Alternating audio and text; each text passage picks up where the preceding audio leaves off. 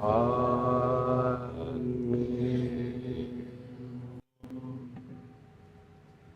Om Mani Padme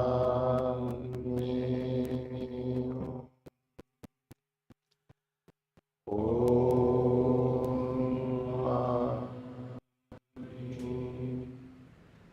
Padme.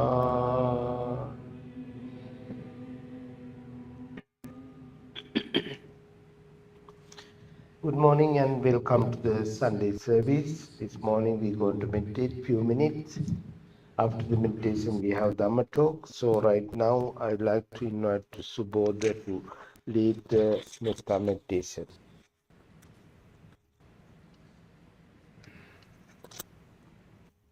Let's get into a comfortable position. Close our eyes. And take 3 long, deep breaths.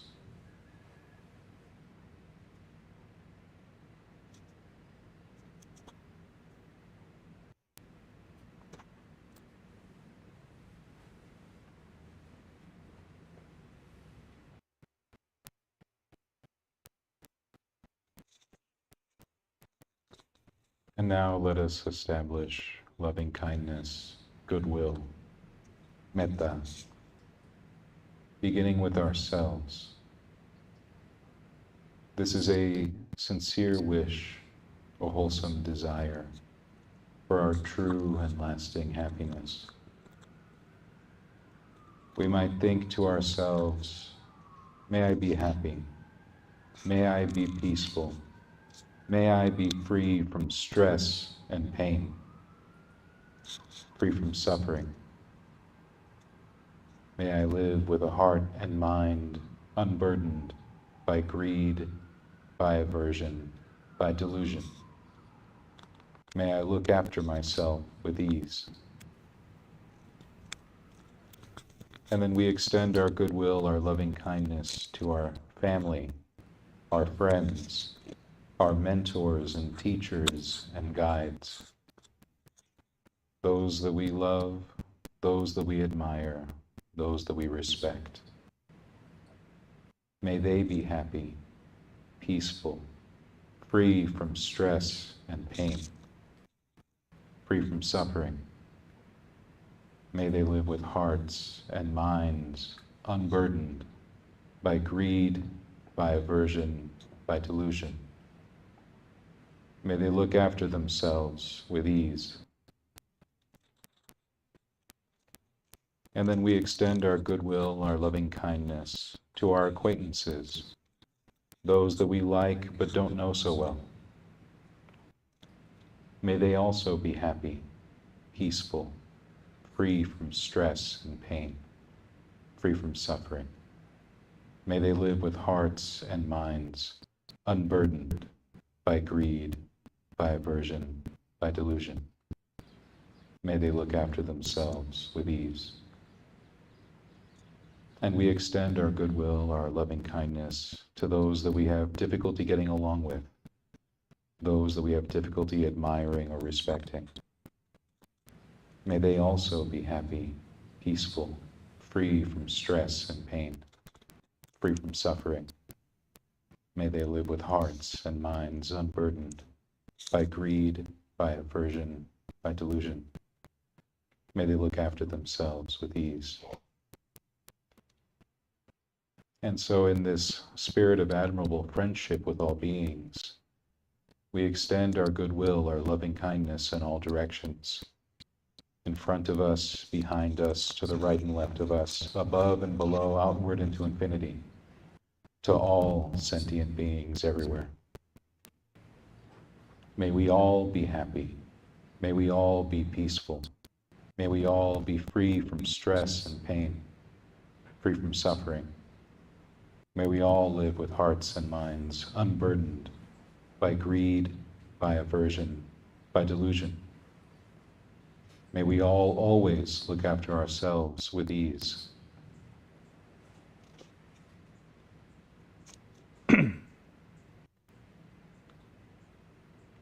And so now, with our hearts and minds uplifted with the metta that we have cultivated, let us turn our attention now to the breath.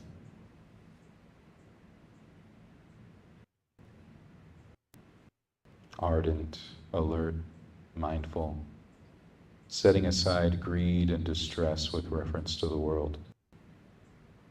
We bring our attention now to the present moment, right here, right now, and to the breath coming in and going out. Becoming intimately aware of the quality of the breathing, whether the breath be long or short, deep or shallow, heavy or light. We become aware of the breath as it goes in, aware of the breath as it goes out. And we might ask ourselves what kind of breathing would feel especially gratifying right now, and see how the body responds. See if we're able to allow the breath to become calm, to become centered. No pulling, no pushing, no striving. We might say to ourselves, allow, allow. Just allow the breath to become calm. Settle your awareness in your body where you feel the breath most easily. Allow your attention to settle there, establish itself there. And as the breath becomes calm, spread that feeling around so that you become aware of the whole body breathing.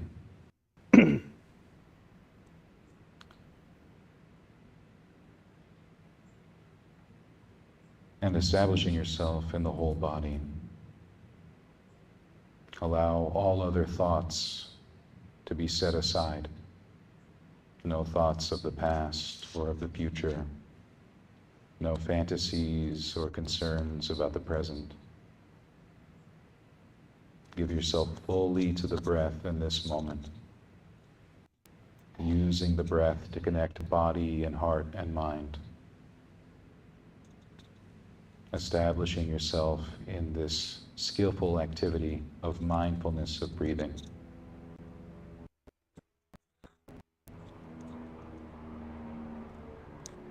Let us continue establishing our mindfulness by staying firmly aware of the breath for the remainder of this meditation. Continue meditating on the breath until you hear the bell.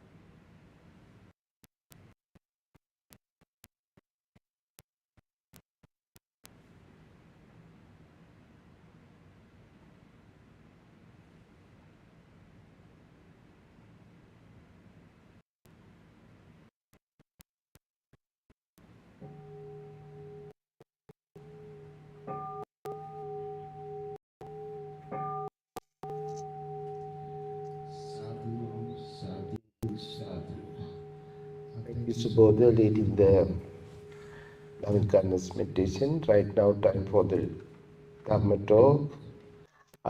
Today, our speaker, Stephen Subodha. Subodha is almost, I don't know how many years, more than 10 years. More than 10 years coming to our temple and participate with our activities, giving Dhamma talk. So, I think Subodha's birthday also today. And Yeah, it was the 26th. I'm now 40 years old, Bhante. oh, Imagine. oh. So we have something after the service for the Subodha. Subodha, you can start your Dhamma talk right now. Thank you, Bhante. I pay homage to the Buddha. I pay homage to the Dhamma. I pay homage to the Sangha.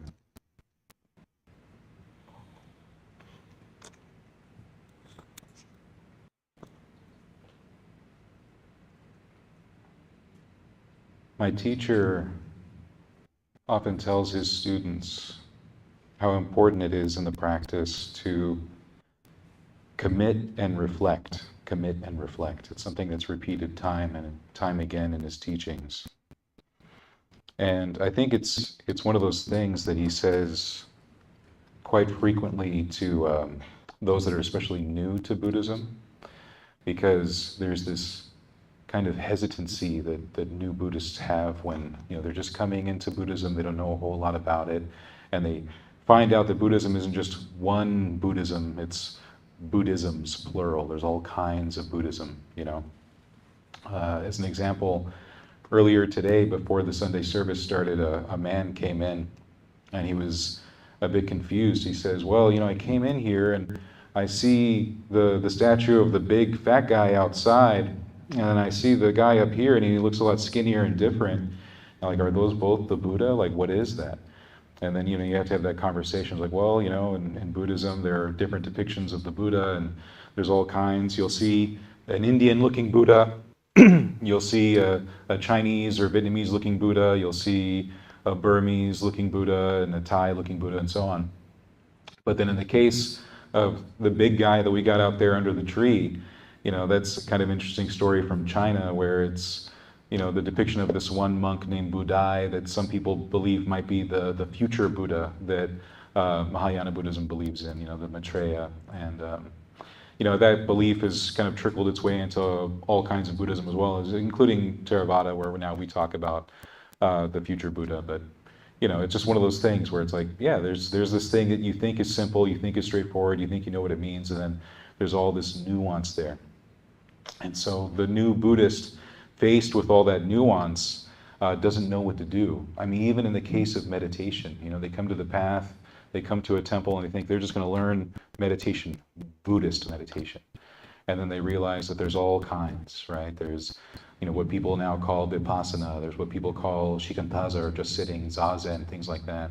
There's even within the Chan tradition in China, different things they call their different kinds of meditations as well. People find out about things like the Visuddhimagga that talks about 40-something different kinds of meditation, and it all becomes very, very overwhelming. And then people don't know what to do, and so what they do is they take a little bit from there, and a little bit from there, and then kind of playfully do a little bit, and then maybe put it aside, and they don't really just commit to a thing and practice it for a long time to see what comes of it. Much to I don't want to put this word into my teacher's mouth if that's not what he's feeling, but much to his frustration, maybe, if he even feels frustration.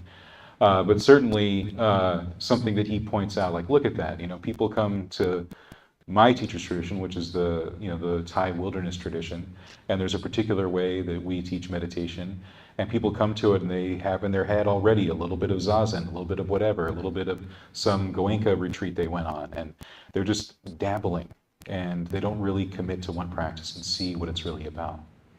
So the commitment part is important, but so is the reflection, which means that after you've been doing something for a while, a few weeks, a few months, a few years, and you take a step back and see what's been working, what hasn't been working, what adjustments or changes you might make, and different ways of approaching a situation that maybe didn't even occur to the tradition you're a part of or the teacher that you have.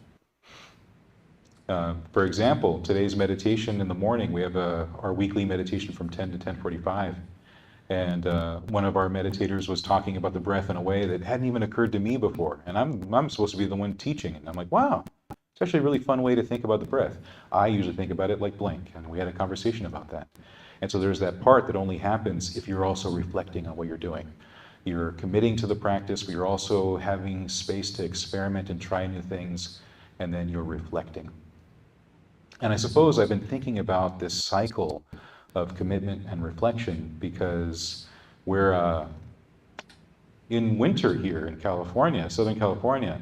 A lot of people who aren't native to Southern California may not think that this is winter, but it is for us, I get it. We don't really have a lot of snow. We're not having to ice the sidewalks or whatever, or rather salt the sidewalks or whatever, do all these other things that other places have to do. People think that like this really isn't winter. I would like to challenge those who think it's not winter here. Wake up early in the morning, go outside.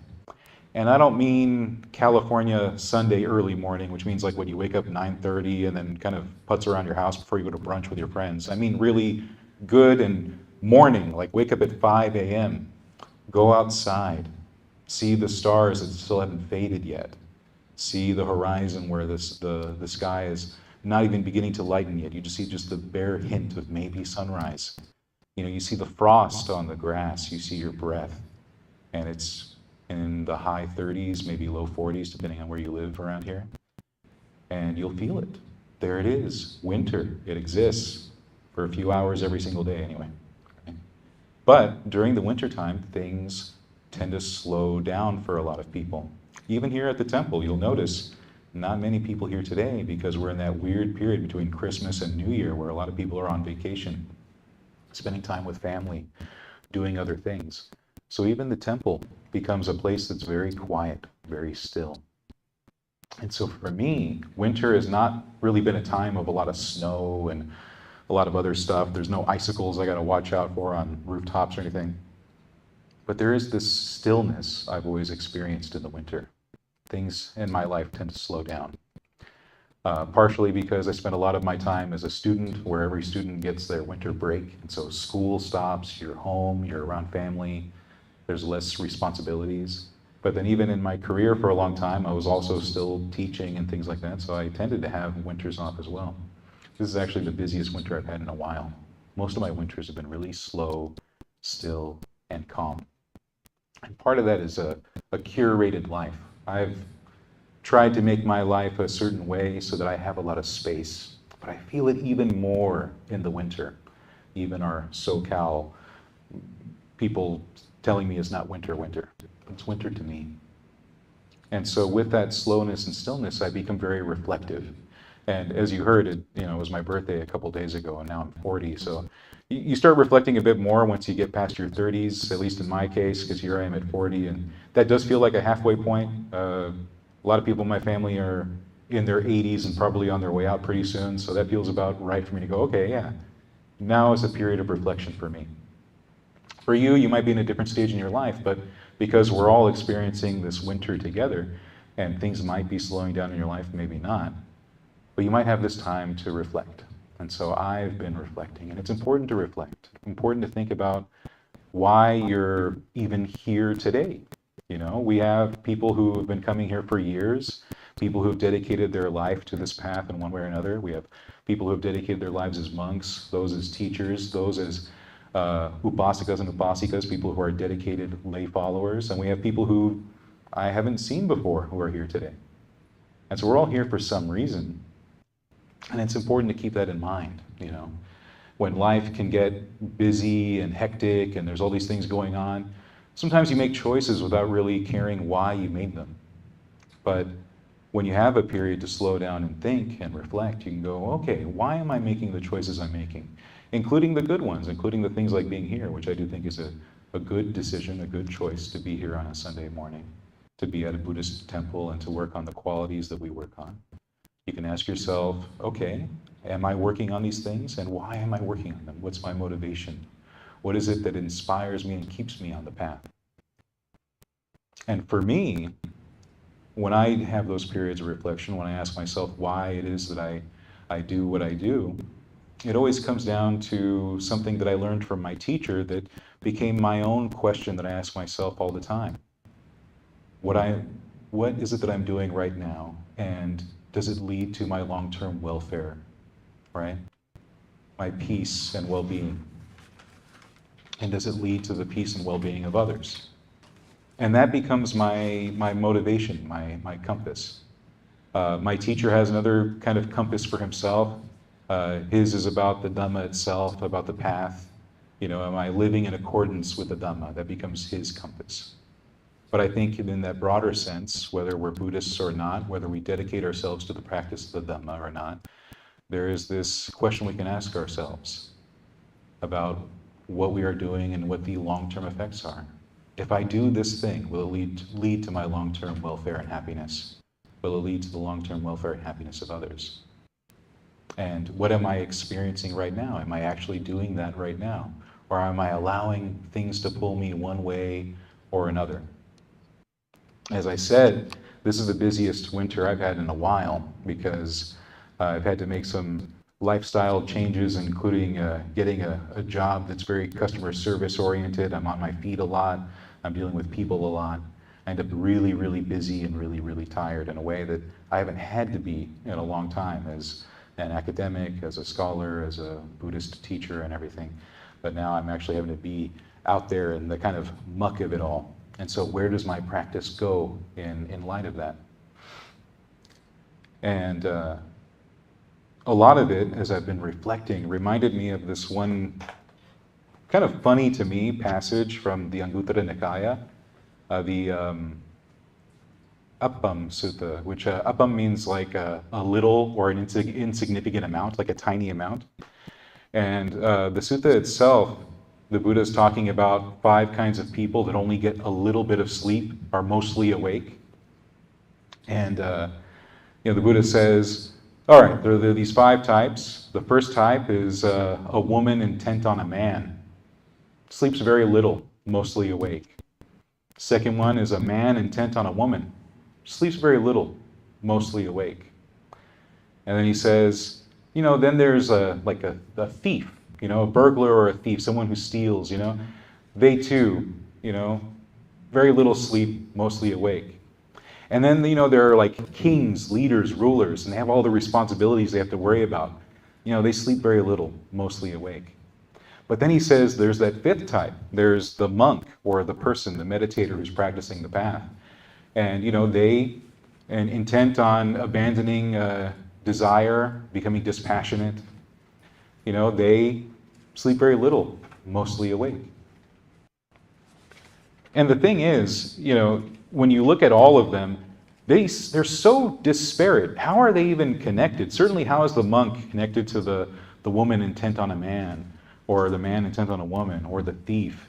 You think maybe like the monk is most like the king, full of responsibilities, except not really. When you compare them, the ones that have the most in common are actually the thief and the meditator. And I'll tell you why. There's this quote that goes around in the Thai wilderness tradition that I think comes from Ajahn Lee, one of our patriarchs in the tradition, who would tell his students to think like a thief when it came to their practice. And what he meant by that is that a thief, if you think about what a thief has to do to be a good thief, to not be one that's in prison, is he has to be really smart. He has to be clever. He has to have ingenuity, right? He has to be observant. And he also has to be opportunistic. That means that if a thief wants to steal something from you, he's got to really watch you. He's got to really learn you and know what you're about. He needs to know when you're home. He needs to know when you're away. He needs to know where you keep your wallet and your keys and everything. He's got to really pay attention. And then he's got to wait for the moment to strike, right? He has to go, okay, not now, not now, now, right? And then take the thing. And when it comes to the way we practice this path, we're practicing it in a world that is not really conducive to our developing of these qualities. Our practicing the Eightfold Path that affects what we think and what we say and what we do. We're out in a world that doesn't really want to foster those good qualities. As we're trying to practice in a way that eases our mind, that leads to pleasure and peace and happiness, not just for ourselves and others, we have to think like a thief to make it so. We have to be really observant. We have to be smart. We have to pay attention. And we have to be opportunistic. What that means is that life itself is not going to just gift wrap opportunities to practice. Life is just going to be what it is, right? They talk about the 8 worldly conditions. You have wealth and poverty and health and sickness and all sorts of things that happen that are completely out of your control and out of the control of others. We're all just sort of swimming in whatever happens. So that means that when we do find opportunities to practice, we have to take them, right? We have to watch and prepare and be ready to strike when the moment's right. And so what that means for a lot of us is that, a lot of us do have responsibilities. We have family, we have friends, we have jobs, careers, interests, hobbies, and so on. And before you know it, when it comes to, say, meditation, you only have these little pockets of opportunity. Not everyone gets to go on a month-long retreat or a 3-year retreat. I'm always surprised by that. I find out there are some Buddhist traditions where they get to go to some really cool place in Tibet or whatever, and they're like, yeah, I'm going to take a 3-year retreat, completely silent and whatever. And I'm like, man, who's paying your bills while you're doing this? How do you get to do that? I've never in my life been able to do anything like that. Or even the people that go for a month. I'm going to go up to wine country in Northern California and hang out at this cool retreat, and we get to write and do this and eat cake and whatever, and then sing songs and eat. I've never in my life, right? I'm a very blue-collar Buddhist, I guess. I've never had any of those opportunities, and yet I've still managed to practice, right? I'm still right here sitting in front of you, aren't I? Right? And it's because my life is my practice. I meditate where I can. Even if I'm working a really long shift and I don't get off until midnight, I find time during my break, 15 minutes, during my lunch, 30 minutes. And then even when I'm not talking or having to interact with people, there are these moments where I can reflect and be with my breath and calm everything down. There's still those opportunities. In fact, the Buddha himself laid that out for those who are not able to live full time as a mendicant, as one of his disciples in robes, in the saffron robes, as a monk or a nun during his lifetime. He talked about what it meant to be an upasaka or an upasika, to be a lay follower, a lay devotee, someone really dedicated to the practice. And he basically said, hey, if you really want to do that, just give yourself at least one day if you can to really dedicate yourself to the practice, if you can. It might just be that Monday through Saturday, life is hectic. You might only be able to meditate half an hour, and that's all you got in you. And you might be able to maybe read a short sutta or hear a 15-minute Dharma talk, and that's all you got. But maybe you've got one day a week where you can really go, okay, I'm going to make sure that today, instead of only meditating half an hour, I'm going to meditate an hour. Even if you have to break it up, half hour in the morning, half hour of the night, right? Listen to a 30-minute Dharma talk. Read 2 suttas. I don't know. It's your life. You figure it out. But you find time to practice. And then also in your interactions with others, you have time to practice as well, because Buddhism is not just about meditation. It's also about developing qualities of generosity, qualities of goodwill, the way you interact with others, what you say and how you speak, what you do for others, right? How you are. Think about having to go to the bank, right? Some of us still bank in person, I know. It's so easy to do everything on your phone and everything. But sometimes, man, you have to walk into Wells Fargo and you walk in thinking it's going to be empty and there's a line of 20 people. There's only 2 tellers up there and you're like, okay, well, this is me for 40 minutes or however long this takes. Well, there you go. Time to practice. Be nice. Smile at the people next to you. Hey, we're all in this together. Walk up to the teller. Be polite. Smile. Ask how they're doing. I'm always surprised at how thrown off any teller or cashier or anyone is when the person actually treats them like a human being. Hey, how's your day going? Huh? They almost wake up out of a spell. They're like, how am I doing, right? Because no one had bothered to ask them for 40 minutes to an hour to 2 hours, right? Be surprised at how little it takes to just change someone's mood. And, and I know it sounds simple, almost insignificant, but it's those little moments that we find to just be a good person that, just like as I was instructing in meditation, we take these little moments of breath and string them together into a whole practice of mindfulness for half an hour or however long we're able to meditate. It's the same thing with our kindness in our words, in the expression that we have on our face, the small things that we do, right? Most of us believe that we can't possibly change the world, and that's mostly because we can't. But we can change our world and the people we interact with in small but meaningful ways.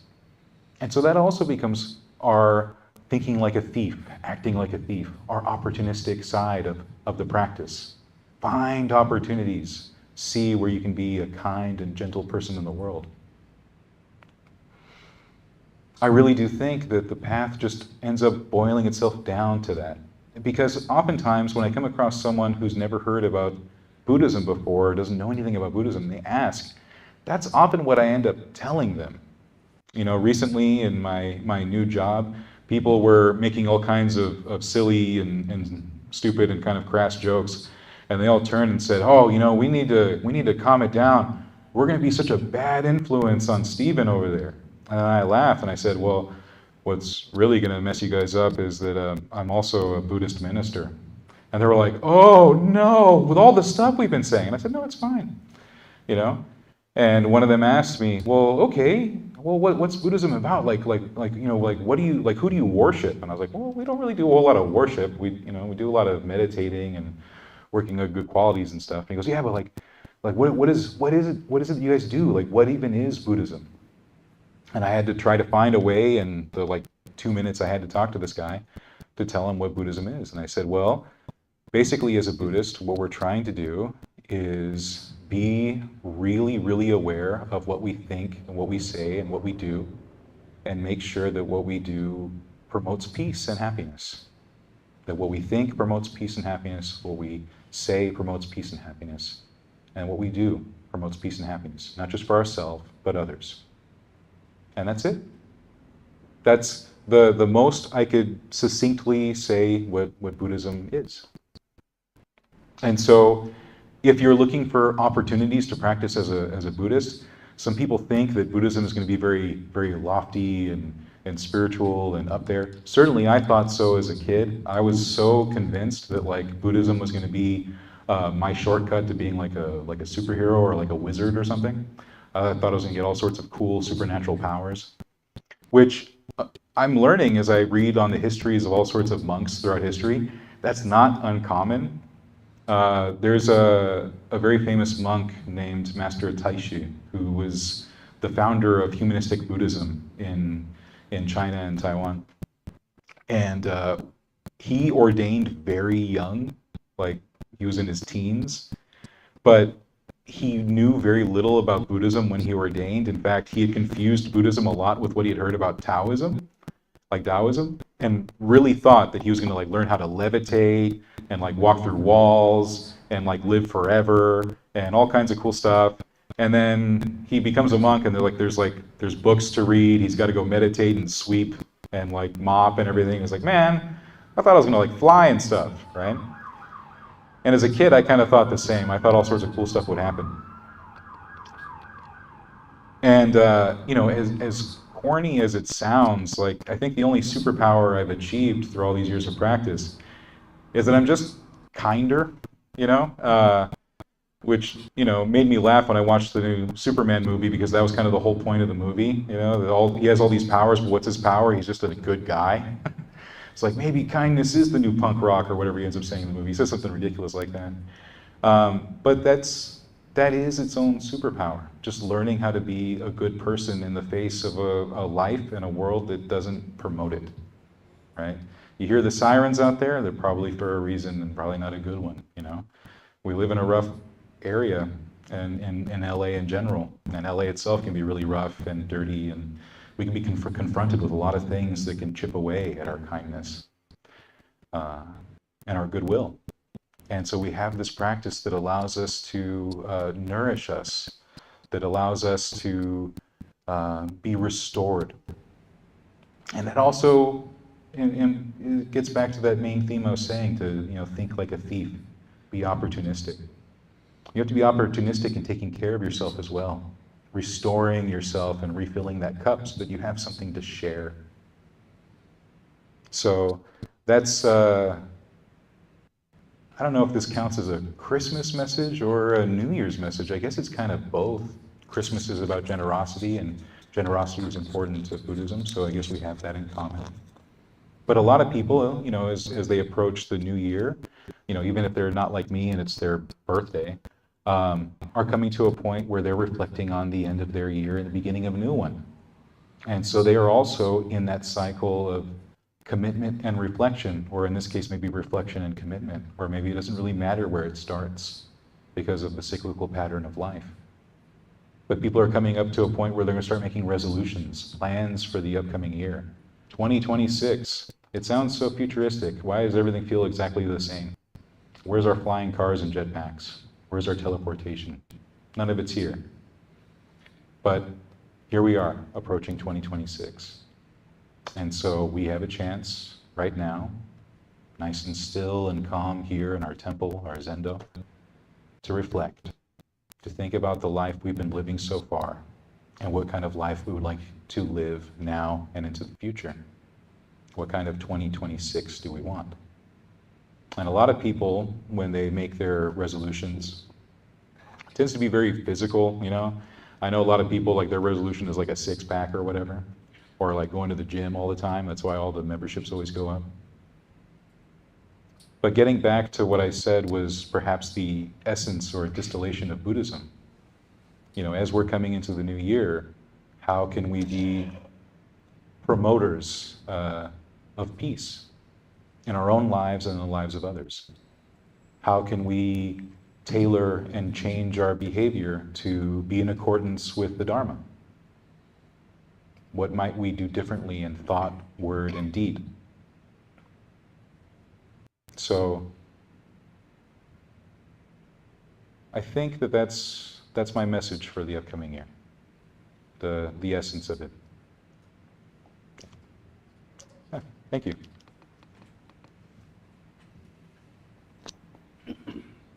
Thank you, Subodha. If you have any question or any comment, we have a little time. We do have a little time, so are there any things that you are also thinking about? This might also be a time of reflection for yourself as well, so whatever you feel like sharing is good.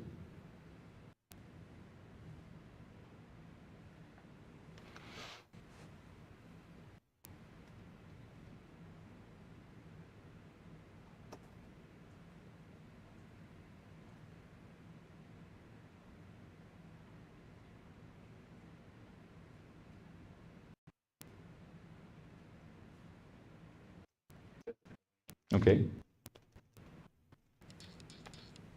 Well, thank you very much for delivering a wonderful talk.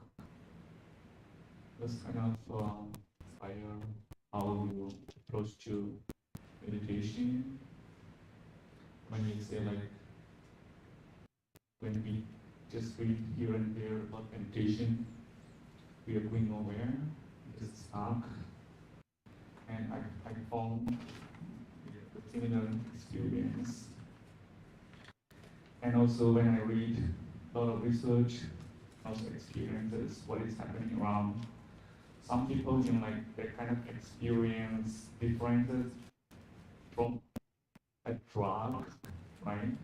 Like a kind of hallucination, and some people, like, they associate with shamanists, practitioners, and they experience kind of very, like, out of physical body, and kind of keeps them kind of trouble, and they might somehow lead to come to meditation, to practice Buddhist meditation at once, and they read some instruction from here and there, and they start practicing meditation, without proper guidance, without proper teacher, and sometimes at once they experience something very different, very astonishing, and finally they see like, what am I doing? Am I weird? Sometimes and finally they end up committing suicide because of meditation, practice meditation in a way without proper instruction. So um, your what you explained about meditation, how to approach meditation, it was kind of inspiring, and for us, for everybody like new. I'm also a learner. I'm not a teacher member. I'm learning. I'm a learner. So it's very helpful for people if they want to start meditation with proper guidance, at least to read as much as possible. Like rather than taking only superficially and try to practice yourself without having great essence, achieve essence. Thank you very much. Thank you for your comments, Chandasada. What you were saying reminded me of something that my teacher likes to compare Buddhism to, right? Because a lot of people think that Buddhism is like a correspondence course. You just got to do the reading and you'll figure it out. Or that it's a very solitary thing. You just kind of go off into the woods by yourself and you just, again, figure things out. And, we are the inheritors of a tradition that's been going on for 2,600 years. And it's a very interpersonal tradition, right? Some traditions take that very literally, and it becomes very kind of guru disciple and everything. But at least within the Theravadan tradition, generally speaking, but certainly within the Thai wilderness tradition, it's more that Buddhism is a community religion. It's not just the Sangha, but the Parisa, which is like the assembly, right? So that when all of us are gathered here in the temple together, we are the Chatu Parisa, we're the fourfold assembly. Well, we would be if we had nuns here, but you get the idea that we have the whole assembly of the Buddhist disciples practicing together, and it's not something you do alone. And so what that means is that we really benefit from the path when we're doing it within the context of community, when we have each other to rely on, when we have what we call kalyanamitta, spiritual friends or admirable friends. And admirable friends, strictly speaking, kind of refer to our teachers, but because we are in this community, there's so many people who can be our teachers. So even as someone as humble as Chandasada, who says he's never a teacher, has taught me plenty, and so on, with everyone else here as well. We all learn from each other. And what that means is that meditation is also itself an interpersonal practice, even though it feels like this thing that you just do on your own, because there are periods where you are on your own. You leave the temple and then you might meditate this week, in the mornings or in the evenings or whatever time of the day you actually have to meditate, and you will be alone. But you're going to benefit the most when, after you've done that period of practice on your own, you come back to the community and share your experiences. And then you get guidance from others who are a little further along or maybe a lot further along. And that becomes part of your practice as well. It's this thing that we're all doing together. Our tradition wouldn't exist now if it was something that was consisting of a bunch of individuals that didn't want to share knowledge. What I find amazing in all the scholarly work that I did, the research I did within Buddhism, is looking at all of these old texts, all these old manuscripts in Buddhism, and recognizing that across centuries and miles, they were still continuing the words of the Buddha. They're nearly identical across the various little fragments we have in India and across Central Asia. We found a lot of these within the Gandharan manuscripts and all these other ones. And these are people that were miles away from each other, speaking different languages, and somehow the words are nearly the same. That's how important it was for that community to share the Buddha's words and continue them into today as we have them now. And that only happens because we work together to not only bring the Buddha's words into the present right here and right now, but to put them into practice, to transform our lives alchemically. We put this into practice and it completely changes us from the inside out. And so, it's not the kind of thing we can do on our own. So it is important not just to have a teacher, but to have an admirable friend and to have a community of admirable friends. to be a part of an assembly like we have here. Thank you.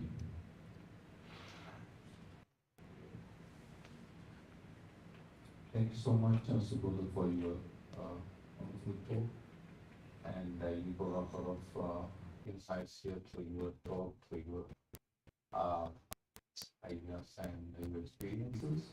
And yeah, it's a good talk. And I just want to add something for what you were sharing. Like, this is a combination of all. In one of the places, the Buddha's teaching, I think it's in Anguttara Nikaya, he says like, yes, it's because of these both people. I mean, Sagara, Anagara, that's how he says. Sagara, Anagara, this is a Pali word. In someone in the teachings, and he says like, Sagara, Anagara, Uanyo, Vinisita, Aradhan, Sadhamma, Yoga Kema, Anuttara. Yoga Kema is another word for Nirvana, Nibbana, full liberation. Yoga Kema, Anuttara. Anuttara is an epithet, just like, explaining the nature of Nirvana. So Anuttara means it's sublime, noble Nirvana. So the Buddhism flourishes only if these two communities get together. Sangha is the monastic people and also the ordinary people. So if these two people, those two, if they get together and if they find, if they can make the time to get together at any time, whatever the way they can, they flourishes. My teaching, that's how it says. They bring a lot to this teaching. That's why it says Sagara means the ordinary people. Anagara means the monastic people. Sagara, Anagara. Ubhu Anyo, those words are particularly important. Ubhu Anyo Nyanisita. Anyo Nyanisita means it's because of these two people's combination. Buddhism flourishes. And Subodha, he explained it very well, and he gave a lot of examples. Yes, and it's wonderful. And thank you so much. Just only one comment for your talk, Subodha. Thank you. Yeah. Thank you, Bhante.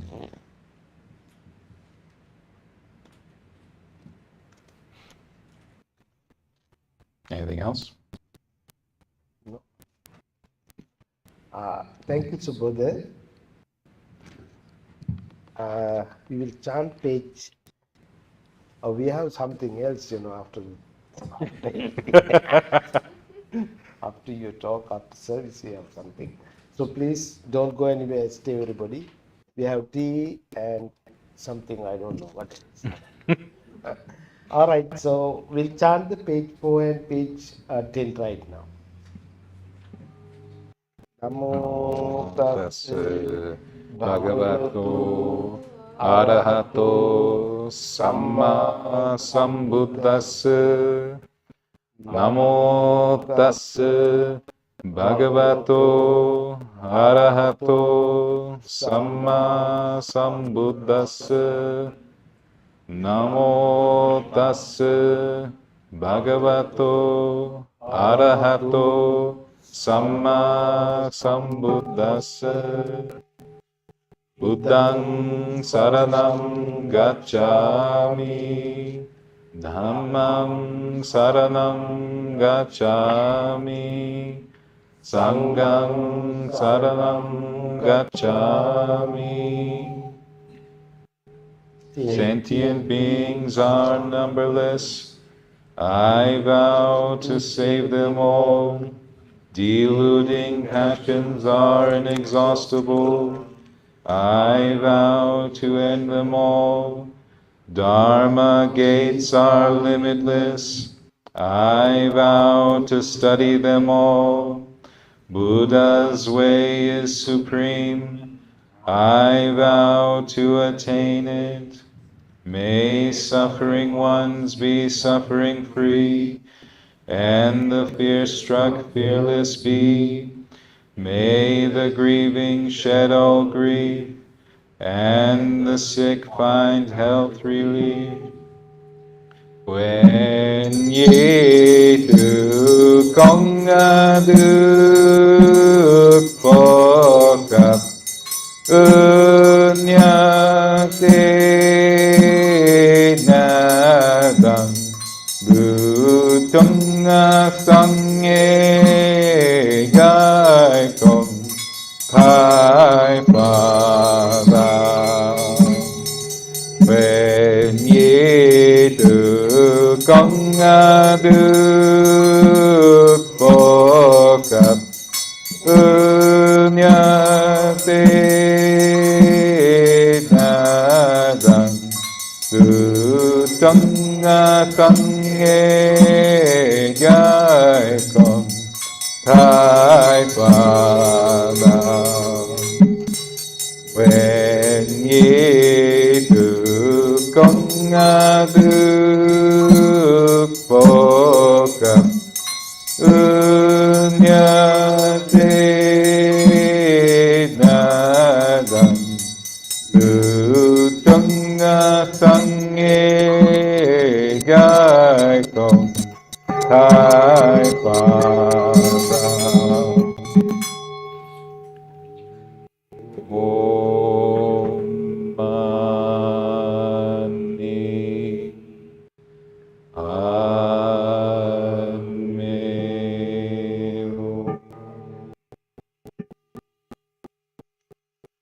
Thank you again for your good day. This is the last Sunday of this year. Yeah. The next year, first Sunday, we are going to special blessing here.